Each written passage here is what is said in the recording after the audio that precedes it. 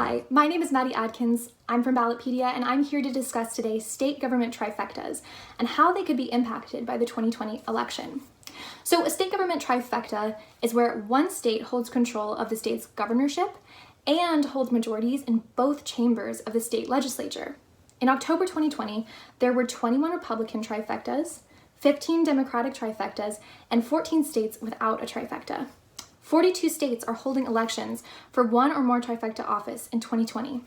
So Ballotpedia assessed the chances of each state trifecta status changing by analyzing the number of seats that would need to flip in order to change control of each legislative chamber, and reviewing gubernatorial election forecasts from 3 ratings agencies.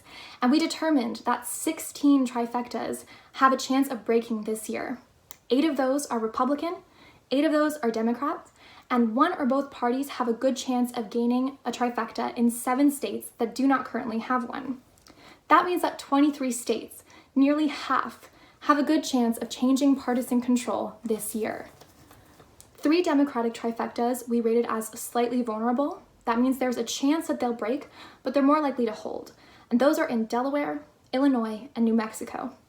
The other 5 vulnerable Democratic trifectas we rated as moderately vulnerable. This means they have a good chance of breaking or of holding. Those are in Colorado, Connecticut, Maine, Nevada, and Oregon. On the Republican side, the trifectas in Ohio, South Carolina, and Texas we rated as slightly vulnerable. In Arizona, Georgia, Iowa, and West Virginia, we rated those trifectas as moderately vulnerable. And the only highly vulnerable trifecta we rated in Florida.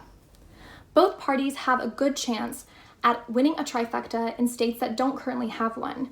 For the Democrats, that's Minnesota, Pennsylvania, and Wisconsin. For the Republicans, that's Alaska and New Hampshire.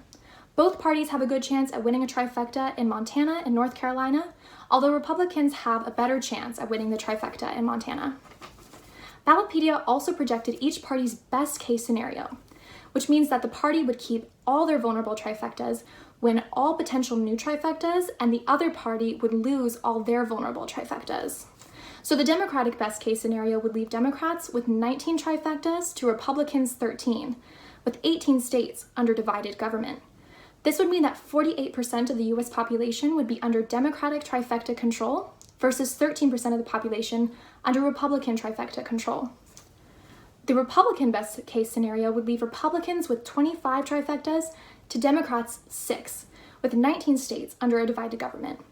This would mean that 45% of the US population would be under Republican trifecta control versus 26% under Democratic trifecta control. Check in with Ballotpedia as the election progresses for up-to-date information on campaigns and election results at all levels of the ballot.